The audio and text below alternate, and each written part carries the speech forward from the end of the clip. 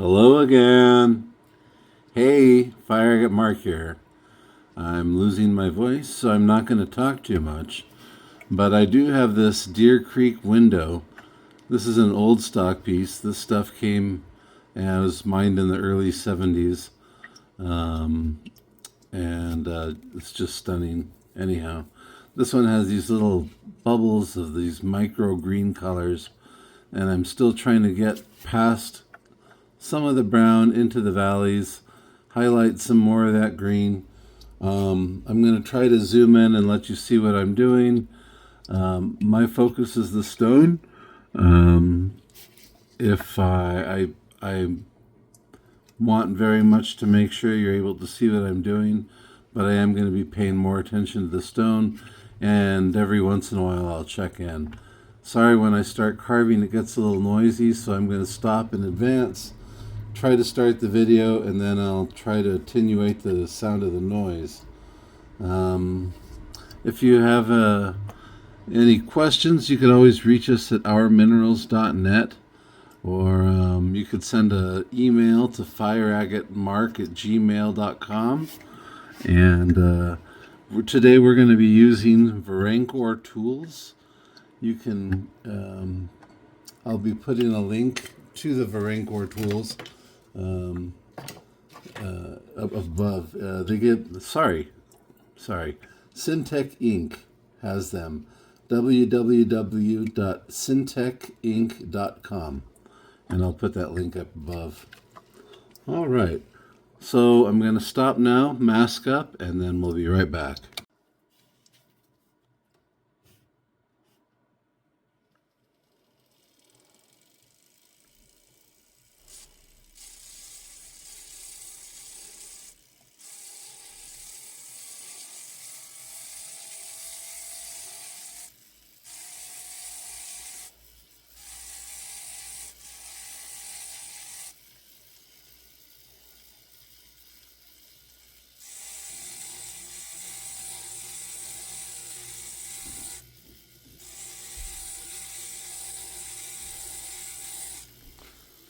Right here, I'm using gentle pressure.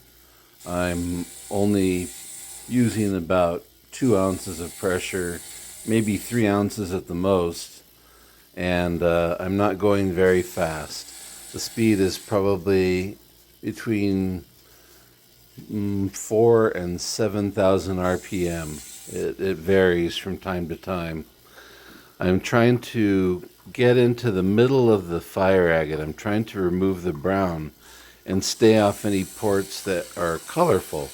I just want to get rid of some of that shadow that's down in there. And so I'm going a little bit deep until the color appears. And then as soon as I can see a hint of color, then I back off and stop adding so much pressure, just trying to work around it until I have a bright surface.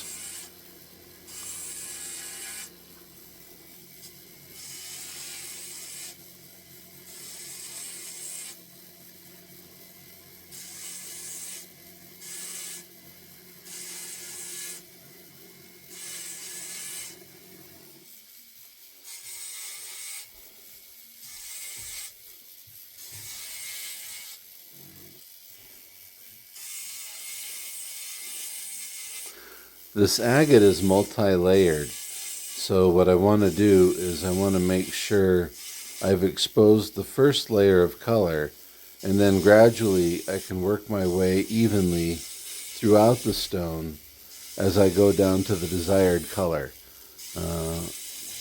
Ideally, I want to have a little mix of purple and green together. I like that combination, but I'm also looking for the brightest color that I can get out of the stone. I like those little micro bubbles up top, as well as the medium-sized bubbles that are appearing here on the side.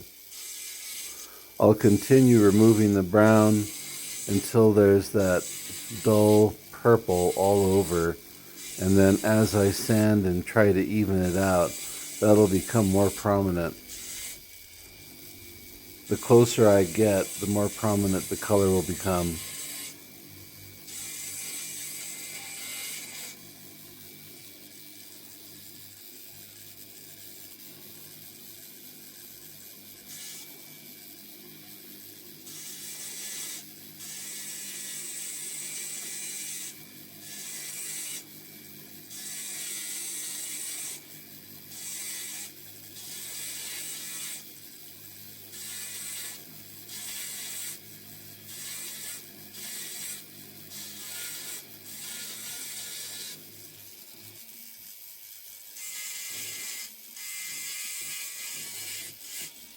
The UFO disc bit that I'm using here is nice.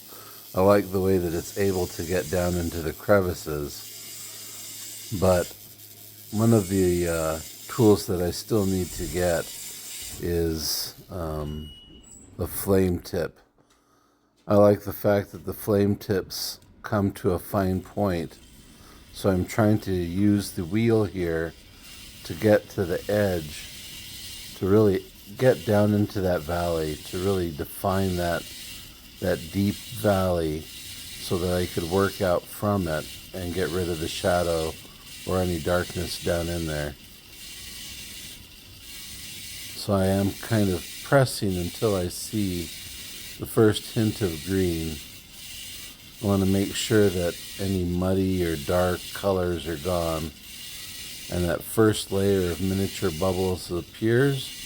As soon as it does, I stay off of that color and I try to get it to an even level. I can do more defining work with a finer tip bit.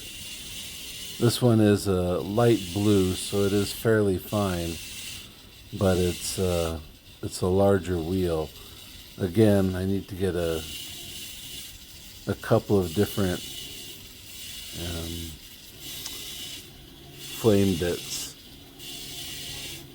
for these little valleys.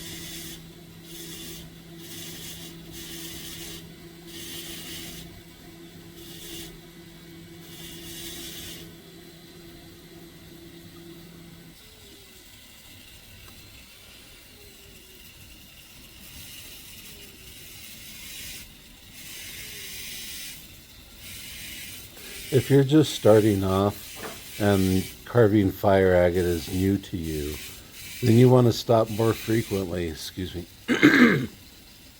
You probably want to stop every 2 to 3 minutes. Rotate the stone, make sure you have the color that you want, that you're going at the angle that you want, you're not carving too deep, the pressure is right. And as you become more familiar with carving and you get to know your tools, then you can go for slightly longer periods.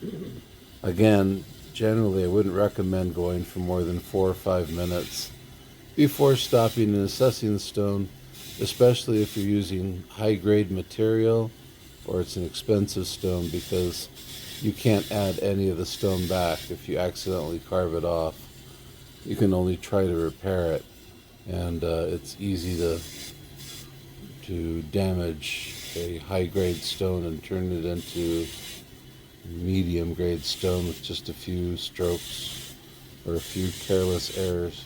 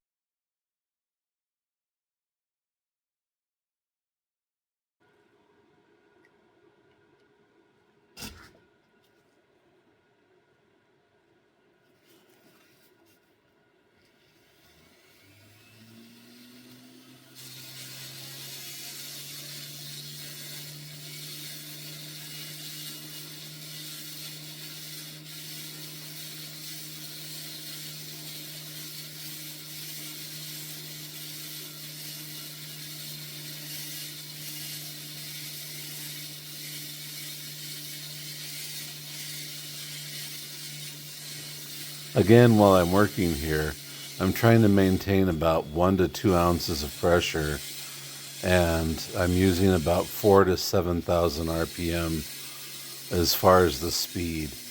You want to make sure that the speed and pressure are consistent. A few things happen.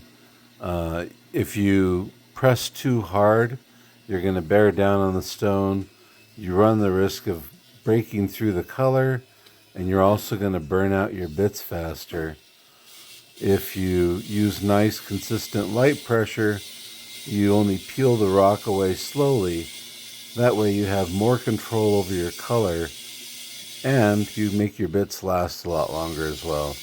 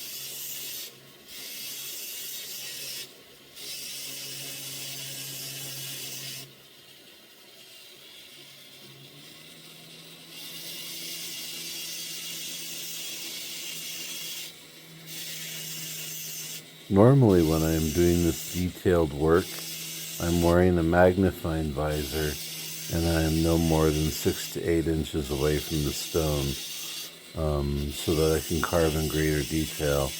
While I'm doing this for the video, I'm further away than I prefer to be, and I'm trying to make sure that the stone is at the center of the shot for the sake of education or as a tutorial, just to make sure you can see the stone. So, I just hope you appreciate that. I do. I appreciate all of you. Thank you very much.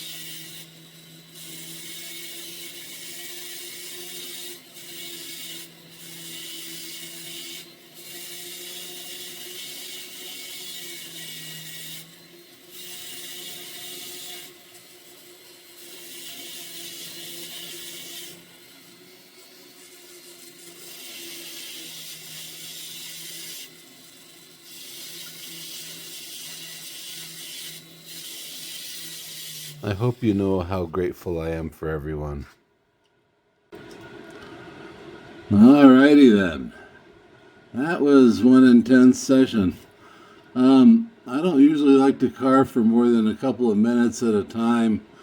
That's 7 minutes. That's about the upper limits of what I want to carve.